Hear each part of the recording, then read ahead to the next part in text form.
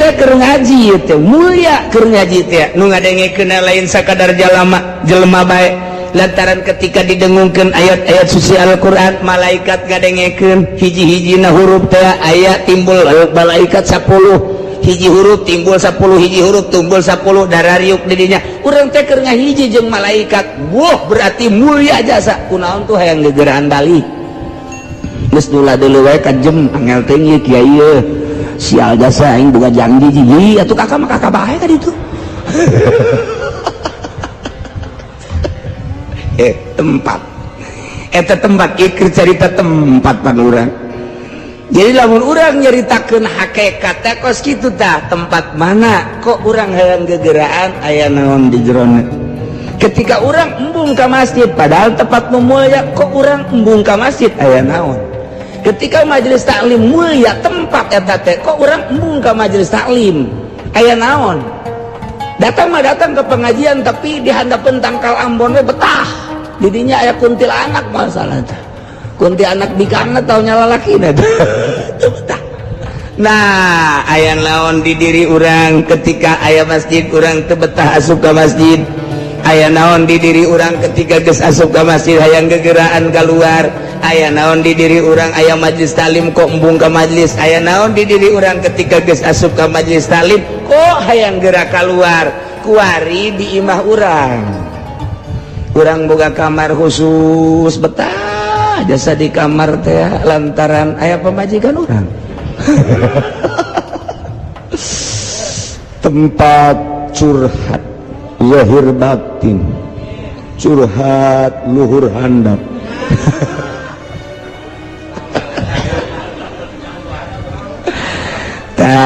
guari orang boga kamar tesakeun jangka waktuna 1 tahun 2 tahun di awal nama orang telah leng-leng ibadah teh kabelah dieu ngeunaheun istiqomah di kamar eta teh bisa tahajud bisa salat hajat kemudian bisa salat duha di kamar eta teh aya kenikmatan di kamar eta teh kunci ke urang kamar ngeunaheun jasa ta eta kamar teh henteu sambarangan di kamar eta nu mantak abuya selalu di dinya bae boga kanikmatan data di dinya secara zahir malah sapira bangunan kos gitu tapi secara batin di dinya aya kanikmatan nyana dibukakeun hijab antara dirina jeung Gusti Allah aya lazat ibadah sabada sedek muleukeun deuk teu sedek milu teu sabada aing mah aing di dieu bae aing aya nikmat eta tempat teu sembarangan. Nah gitu kene kamar urang ketika kurang dipakai terus ibadah malaikat datang hadam nah malaikat ibadah terus ka urang ke kadang-kadang ngahudangkeun ka urang geus lila-lila urang teh sare ieu geus waktu da ieu jam 2:30 biasa hudang can hudang ke dihudangkeun ku jana tet hudang bareng hudang jija pocong orang tetangga nu paeh sial jas moal teh aya hadang urang urang biasa karasa kurang karasa suku teh dikitu-kitu udang urang usah sah ulah sieun eta hadang urang terus urang ibadah mantep nah kuari geus maca Quran urang maca Quran teu sakabehna Quran nu ku urang dibaca teh aya lazat teh aya hiji-hijina ayat nu nikmat ka urang di mana kurang maca Quran bari tadabur ketika aya hiji ayat anu menyentuh terserah ku Allah dibukakeun hijabna ayat mana macam-macam kumaha wali Allah bae mungkin bae ketika maca Yasin wal Qur'anil Hakim Allah mere hijab blak di dinya eta ayat teu sembarangan pastinya mengulang lagi minahin ayat eta teh aya kenikmatan tersendiri batur geus teu nyahoon dibaca ku batur ku kumaha ge sabada aing ngeunaheun jasa aya anu amal ya la a'budul ladzi fatarani wa ilaihi turja'un ngeunaheun di dinya teh ta eta bae dibulak-balik bahkan aya hiji waliullah salatna salat eta baca eta nya nama salilah hirup eta bae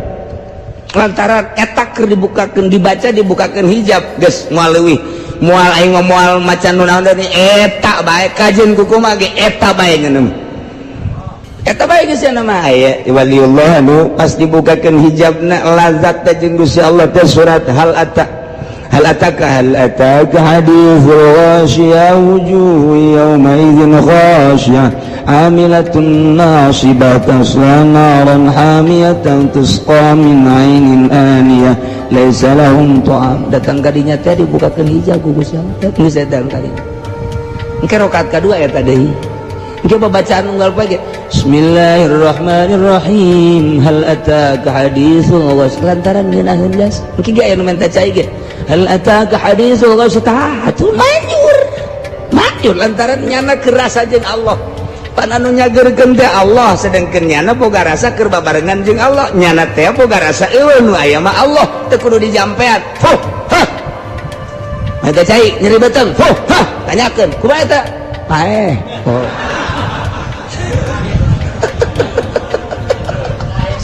dewa baca keur paeh tah eta lagos kitu terus be ayat-ayat nah babacaan nu mana anu nikmat engke dibere urang zikir sesuai jeung petunjuk guru awas tarik napas la ilaha illallah tarik la ilaha terus kadituna la ilaha illallah la ilaha illallah pan zikir teh endek lalaunan teh hartina mah endek teu gancang-gancang la ilaha illallah la ilaha illallah lalaunan sorangan la ilaha illallah la ilaha illallah engke beda zikir nu geus dimorokobahan jeung ditapakuran mah ketika maca la ilaha illallah teu aya pangeran nu wajib disembah Allah naik teu aya nu dimaksud inggal ti Allah naik deui eueuh nu dituju kecuali Allah eta teh geus ngumpul sagala rupa dikencenkeun kan la ilaha illallah ulah di eraban hakna lamun kenceng mah la ilaha illallah la ilaha illallah la ilaha illallah urang dek cepet teh la ilaha illallah la ilaha illallah la ilaha illallah la ilaha illallah engke aya ngeunaheun teng ngeunaheun jam sabaraha pernah ngeunaheun keur zikir nu mana pernah ngeunaheun aya zikir lambat dibere ngeunah bakal lambat bae kana jelema artina lolobana lambat bae aya nu dibere ngeunahna teh keur kenceng bakal kenceng lolobana zikir teh eta urang mah lambat teu ngeunaheun kenceng teu ngeunaheun emang urang mah kos kitu. Nah aya jelema dibere lambat jam sabaraha kadang-kadang teh nya nama zikir teh jam 11:30 mandi ngala wudu langsung cicing diuk sigrep kunci jam 11:30 berang saat batur macem-macem di pasar di kantor di jalan nu kempes ban segala macam wah geus macem-macem lah jam 1 nya nama di kamar sorangan la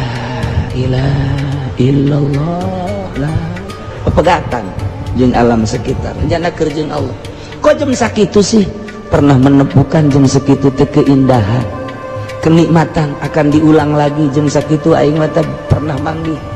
ngeunaheun amat zikir teh kos kitu kunyana waktu dibere ngeunah ku Allah teh dibere ngeunah kumaha silana kumaha sikapna kumaha cara zikirna bakal ngulang sorangan nyana bakal ngulang sorangan geus pernah dipanggihan kunyana seperti eta jeung batur bakal lain deui kangeunahanana mah sarua ngan beda tingkahna atuh salah tah mah kos kitu mah si ieu mah jam sakitu dibere ngeunah mengulangi deui diukna kos kitu carana kos kieu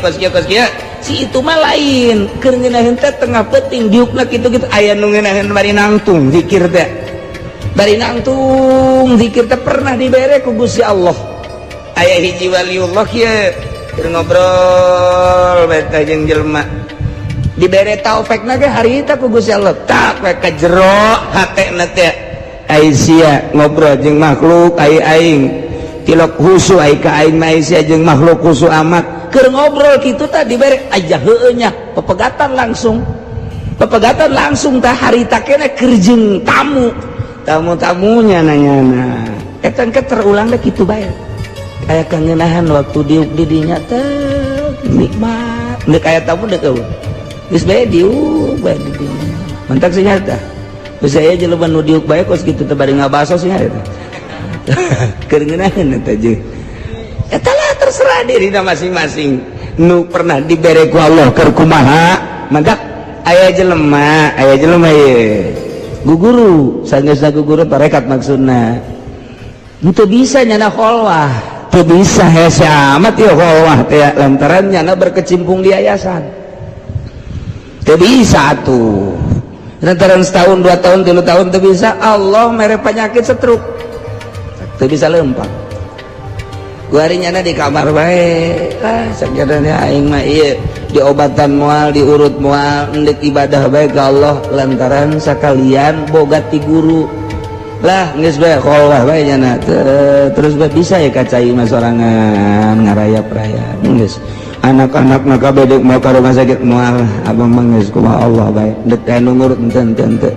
terus bae nyana zikir bae selama 7 tahun aya nikmat ngeundaheun amat ti horeganan Masya Allah Gusti tambah deui panyakit abdi Gusti panyakit tambah deui ku ngeunaheun di jero panyakit horegan aya kanikmatan saat jana dibere stroke dipake zikir ka Gusti Allah Allah mukakeun hijab antara dirina jeung Gusti Allah secara lahiriah pamajikan jeung anak dedeuheun jeung nyaheun hayangeun mawa ka rumah sakit tapi di satu lain nyana ngadoa ka Allah Gusti tambah penyakit abdi sebab ngeunaheun jasa meureun mun ditambah penyakit tambah eunah ka Gusti ji atuh deuk kumaha deui teh rahasia pribadi teh urang boga pamajikan hideung tapi ngeunaheun kada hate nya pendeknya hideung cak kabehan teh cak dulur-dulur pegapkeun sia mah jak kasep ja sugih aing siap deui miangan deui he teu ngeunah rupana ora pira tapi rasana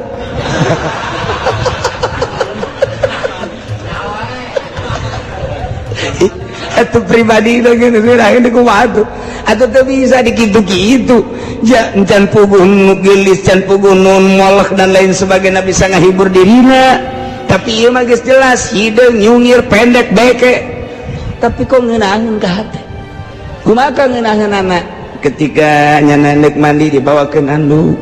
ketika manehanana isuk-isuk hayang kopi apa hayang susu dibawakeun ketika deuk ka mamana sendal dan lain sebagainya ketika dek sare keke di kepangebutankeun heula ketika dek sare keke pamencetankeun heula ketika servisna pohara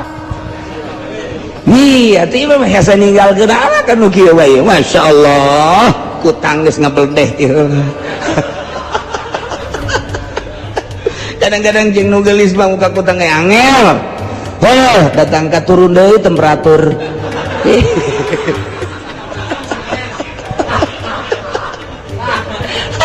Gusti Allah ji atuh hideung tinggal hideung aya nyana senangin atuh geus mantap kolot mah hebat mah sia bahagia jeung pamajikan sia alhamdulillah geus abah mah ngadoakeun bae padahal hate abah nama teureuseupeun ka awewe eta maksudna teu saimbang amat sia mah jak kasep kos bapana waduh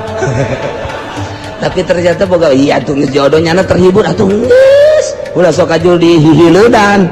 ieu mah dihihileudan aing aja nyeureus ieu teu sregep pasana lah kawinkeun bae gua abah ja aya keneh loba keneh eta mah geus tinggalkeun atuh jadikeun nu kadua katilu abah kolot blon eta kolot atuh buku batur geus terhibur jiran atuh geus nah ieu hiburan hate engke dibere ku Allah tanda hiburan karomah ngaranna setiap jelema bersyariat bagus engke kadeuleut ku batur teh wah hebat amat salatna lain rapih ketika ditorekat engke bakal kadeuleut andiukna jeung hilimna ketika engke jadi wali dibere karomah jangan hibur dirina bahwa dirina diangkat jadi wali dihibur ku Gusti Allah karomah teh hiburan kos para nabi dibere mujizat dihibur ku Gusti Allah hiburan para nabi, para rasul diberi mujizat, hiburan para wali diberi karomah. Kumata diantarana mundar gembul teh subuh-subuh. Eta karomah eta. Campur genderuwo. Macam-macam karomah nu dibikeun ka para wali hanya dirina lah nu ngarasakeun makin dibere karomah dihibur ku Gusti Allah makin tambah keyakinanna ijah makin loba karomah makin embungnya ngadoakeun Gusti cabut karomah abdi cukup abdi mah teu kudu dihibur ku karomah abdi mah abdi bae kanyahoan ku Gusti ulah aya nu nyahoan boro batur pamajikan jeung anak ge kapangkat abdi ulah Gusti cukup abdi bae jeung Gusti cabut karomah embungeun teh dibere karomah teh wali asli mah aya urang mah tetep tuh ai teu terek ditawar tah nah eta can sakumaha encan sakumaha eta golok sakitu ojeunna bedil ka aingkeun aing mah ngebul ajo bae jadi tembong-tembong eta mah karomah Cisoka eta mah kos kitu mah tah mah nangawirid atawa make pelor jeung cawu Ambon ajo diangsulkeun ka ruhak tahan kapacirit saeutik tah sunggunan tah mah kos kitu mah nu boga karomah mah ketika haji wali mah dibere bae ku Allah pasti tah mah geus dibere bae geus aya bae engke nyana ge tercegang kok kitu kok kitu menta ka Gusti ulah Gusti jadinya nama lamun ditoler-toler ku masyarakat teu dianggap jelema nuhun alhamdulillah teu kanyahoan ketika aya jelema henteu nanya kanya alhamdulillah ketika nanya mananya bae tapi henteu ngahormat alhamdulillah rabbil alamin aing teu kanyahoan ku Gusti Allah tah eta bungaheun nya mah aya urang mah lain budak kapangijeng aing nanyana mamang bae pan aing kiai goblok teu budak oh teu budak ayo kiai sakunon mang haji deh puyang aing mah kasia tah itu kapangih di jalan sasalaman kos babaturan aing teh hayang kapangih jeung saya kunon kadahanan cium tangan mah tuh ieu mah kos salaman kos kitu bae resep aing mah bejakeun cium tangan kitu eta mah kiai Golkar tau kos kitu mah jelema anu deket ka Allah mah makin teu kanyahoan ku batur makin teu dihormat alhamdulillah makin teu disebut alhamdulillah rabbil alamin makin ditoler-toler alhamdulillah geus ngobrol lagi jeung budak hayu jeung kolot hayu jeung nini hayu komo jeung rangdang orang madoy eueuh jarak sebab naon geus teu kadeulean manusia nu kadeuleu eta adalah hamba Allah aya Allahan geus ka Allah nah kuari geus tina babacaan wa kadzalika tafdilul azkar bihadzal makna wa tafdilu ba'dus shalah 'alan nabi zikir-zikir nu mana anu ngeunaheun di dinya aya keutamaan doa nu mana nu ngeunaheun ka dirina babacaan nu mana nu ngeunaheun ka dirina shalawat nu mana nu ngeunaheun ka dirina aya jelema dibere dalail ku hiji kiai bebejala ka kiai hakikat mama ulah abdi geus ijazah dalail di kiai anu haju kuari dibaca bae ku abdi asarat teu ngareunana ulah dibaca ku sia ulah cak mama ulah ieu cenah geus ijazah mangkana ijazahna ijazah wajib kajib ijazah wajib tinggalkeun edan sia maca dalail teh lain nikmat malah puyeng atuh tinggalkeun aju kudu baca Allahumma sholli